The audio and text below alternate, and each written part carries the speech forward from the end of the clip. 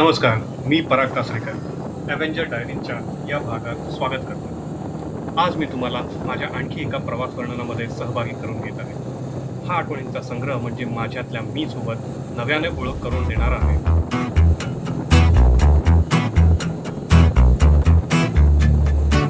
झगमगणाऱ्या वाटेवरती खांद्यावरती टाकून झोला या आकाशी नेम धरूया सारे तारे करूया गोळा. झगमगणाऱ्या वाटेवरती खांद्यावरती टाकून झोला या आकाशी नेम धरूया सारे तारे करूया गोळा. मस्त मला मस्त मला मस्त मला मस्त मला मस्त मला मस्त मला मस्त मला मस्त मला.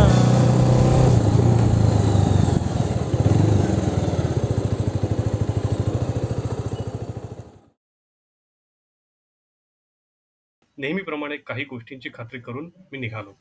पेट्रोल, बाईक सर्व्हिसिंग, एअर इत्यादी सगळ्याची खात्री करून मी पहाटेच खारघर सोडले. 6 वाजेपर्यंत तर मी सुसाट वेगाने हायवेवर स्वारलो.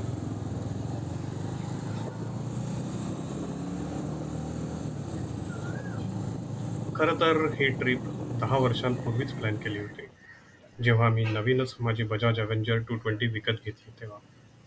अनेक मित्रांसोबत ठरवलं होतं, पण काही काहीच जमलं नाही. मग एका ठिकाणी वाचनात आले की तुम्ही जर कोणासाठी थांबलात तर कदाचित तुम्हाला आयुष्यभर थांबावं लागेल. मग काय, निघालो मी एकटाच.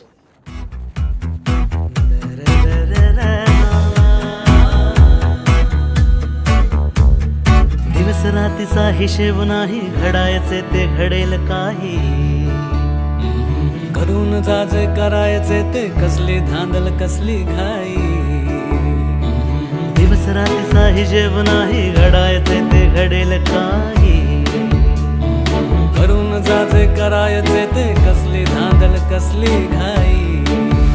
ते जाते जे जे काही ते सारे जिले भाई.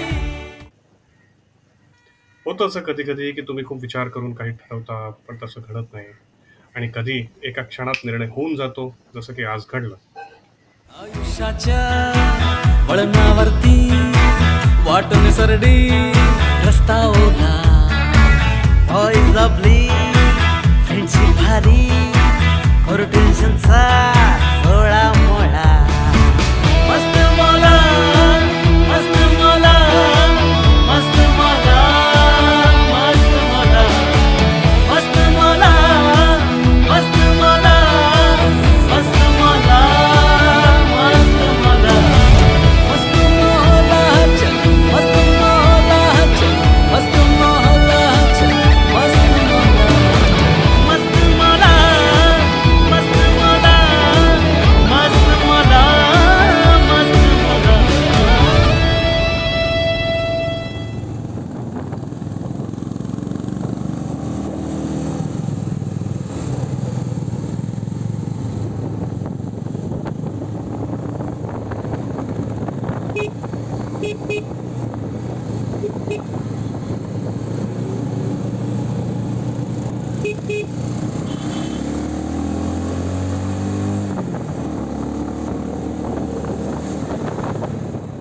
थोड्याच वेळात मी बरंच काही मागे सोडलं.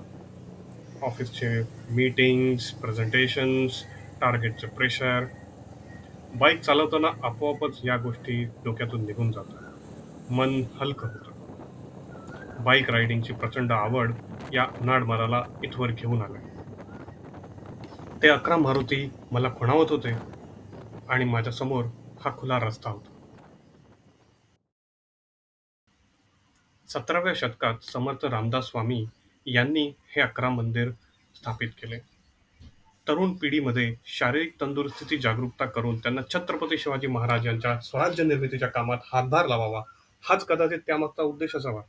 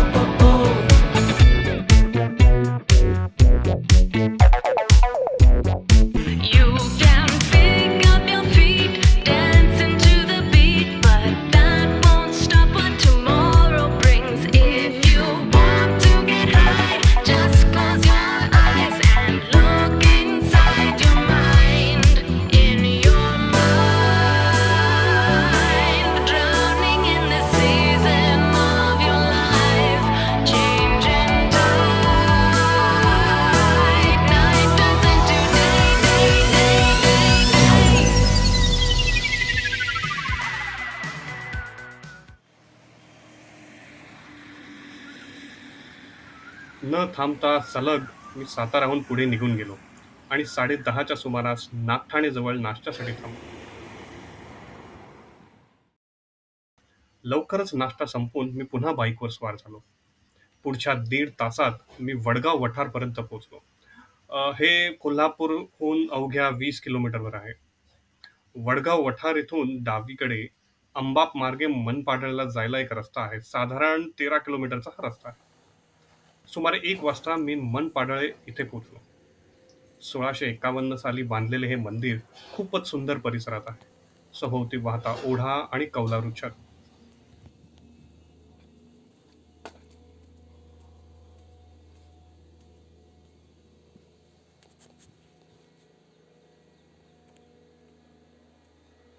मंदिराचा गाभारा 7 फीट बाय 6 फीटचा आहे आणि त्यासमोरचा मंडप 26 बाय 16 फीटचा आहे.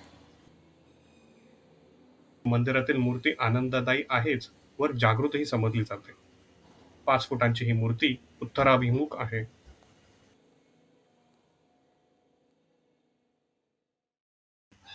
तिथून मी गावाकडील एक रस्ता धरून 7 किलोमीटरवर असणाऱ्या जुने पारगाव येथे पोहोचलो. इथले लोक सांगतात की छत्रपती शिवाजी महाराज आणि समर्थ रामदास राजकीय खलबतीसाठी इथे भेटत असत.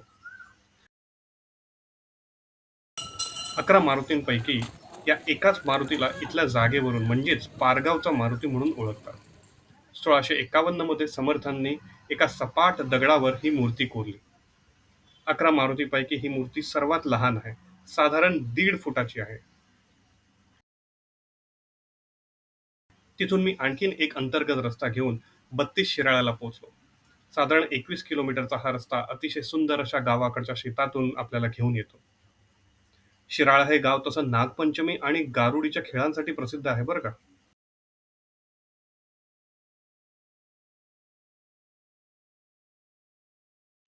इथलं मंदिर बस डेपोच्या जवळ गावच्या मध्यभागी आहे. 1654 साली बांधलेले हे मंदिर 11 मारुतीपैकी महत्वाचं मंदिर आहे. हे सुद्धा एक जागृत देवस्थान आहे आणि भक्तांच्या हाकेला धावणारा मारुती. मंदिर आणि मूर्ती दोन्हीही उत्तराभिमुख आहे. या मूर्तीला वीर मारुती म्हणूनही ओळखतात.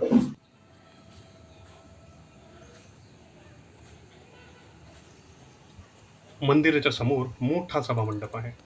भक्तगण या मंदिराला सर्वात सुंदर मंदिर समजतात. इथली मूर्ती साधारण 7 फूट उंचाची आहे आणि खूप रेखीव आहे. इथे सूर्योदय आणि सूर्यास्ताच्या वेळी सूर्याची किरणे मूर्तीवर अभिषेक घालतात. हे खूपच मनमोहक दृश्य असावं, पण मी काही ते पाहिलं नाही.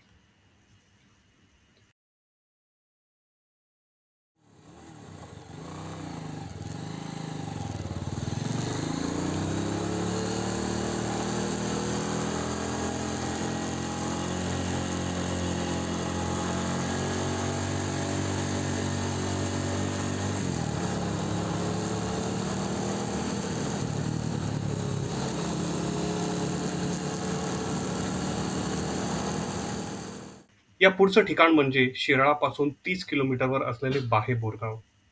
बाहे हे कृष्णाकाठी वसलेले बोरगाव शेजारीच आहे. म्हणूनच या जागेला बाहे बोरगाव म्हणून ओळखतात.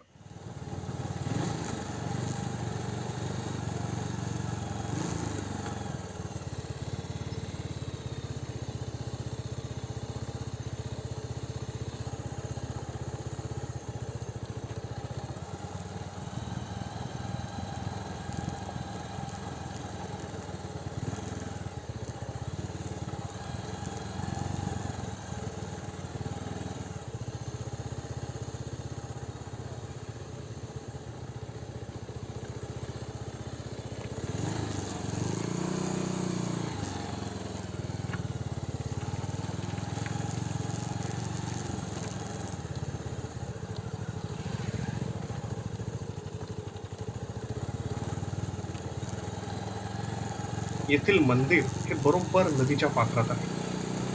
अशी एक आख्यायिका आहे की प्रभू श्री रामचंद्र लंकेहून परत येताना या जागी काही काळ थांबले होते. एके दिवशी प्रभू श्री रामचंद्र नदीमध्ये स्नान करताना अचानक नदीला पूर आला.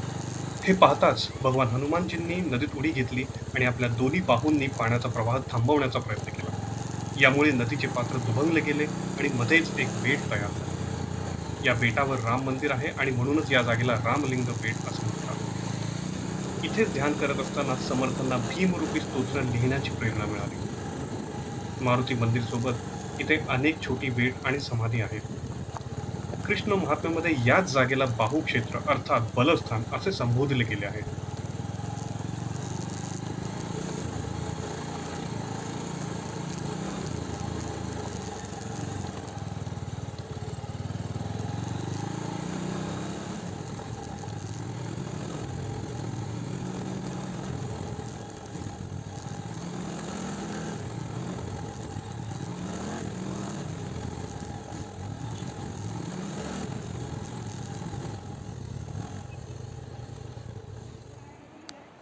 सर्व मारुती मंदिरांपैकी हे स्थान खूप सुंदर आणि नयनरम्य आहे. मंदिरही अतिशय सुखद आणि समाधानदायी आहे. राम मंदिरच्या मागच्या बाजूस 1651 साली समर्थांनी इथे मूर्ती स्थापन केली. हे सुद्धा एक जागृत देवस्थान आहे.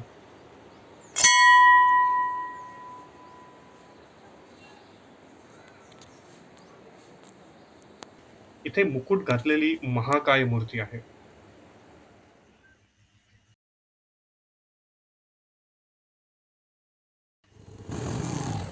खरं तर ही जागा मला इतकी आवडली की इथेच बसून सूर्यास्त पाहावा असे वाटले होते. पण मी आज दिवसभरात फक्त 4 मारुतींचं दर्शन घेतलं होतं. म्हणून मग मी तिथून निघालो आणि म्हटलं की दिवस मावळाच्या अगोदर आणखीन एका मारुतीचं दर्शन घेतलं तर खूप बरं होईल.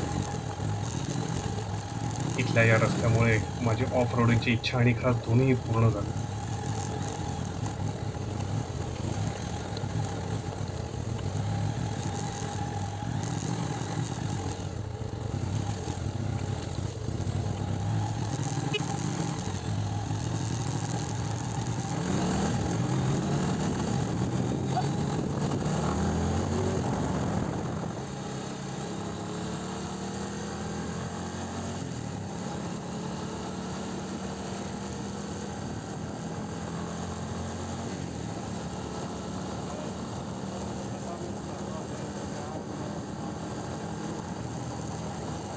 पुन्हा एकदा नमस्कार. आतापर्यंत आपण 11 पैकी 4 मारुतींचे दर्शन घेतले. मी ठरवलं होतं की पहिल्या दिवस अखेर मी कराडपर्यंत येऊन राहील. कराड इथून सुमारे 23 किलोमीटर अंतरावर आहे. सध्या 5 वाजले आहेत आणि जर असा चांगला रस्ता असेल तर मी 20 मिनिटातच कराडला पोहोचून जाईल. रामलिंग बेटावरील विश्रांतीमुळे माझ्यात एक नवीन चेतना जागृत झाली आणि मला वाटले की मी कराडच्या पुढेही जाऊ शकतो. म्हणजे मी कमीत कमी आणखीन 3 मारुती मंदिराचे दर्शन घेऊ शकतो. कराडपासून 13 किलोमीटरवर शहापूर, तिथून 5 किलोमीटरवर मसूर आणि पुढे 8 किलोमीटरवर उमरस, जिथे मी रात्री वस्तीला राहू शकतो. सूर्यास्त झाल्यावर बाईक चालवायला माझी काही हरकत नाही. पण मी तिकडे पोहोचेपर्यंत हे 3 मंदिर उघडी राहू देत हीच प्रार्थना आहे.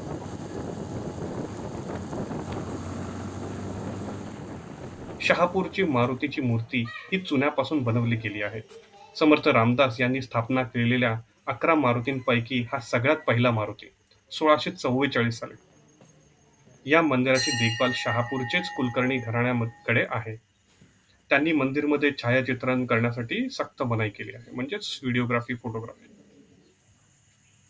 इथल्या 6 फुटांची मूर्तीचे स्वरूप आक्रमक आहे, पण मूर्तीला गोंड्याची टोपी आहे. या मंदिरात मारुतीरायांची पितळेची छोटी मूर्ती आहे, जी चाफळच्या रामनवमीच्या उत्सवावेळी तिथे नेली जाते.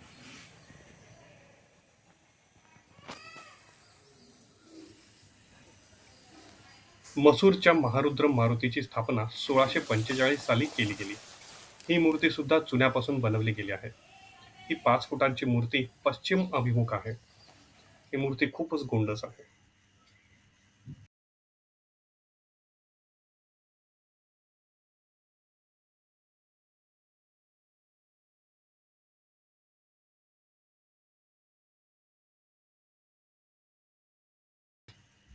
उमरतच्या मारुतीला मठातील मारुती देखील म्हणतात. घुमट नसलेले हे मंदिर उत्तराभिमुख आहे. हे मंदिर 1649 साली बांधले गेले. या मूर्तीची मुद्रा अशी आहे की या मूर्तीचे वय लहान वाटते, म्हणून याला बाल मारुती देखील म्हणतात. मूर्तीचे डोळे चांदीचे आहेत. 6 फुटांची ही मूर्ती अत्यंत देखणी आहे. चुना, वाळू आणि तागापासून ही मूर्ती घडवली गेली आहे.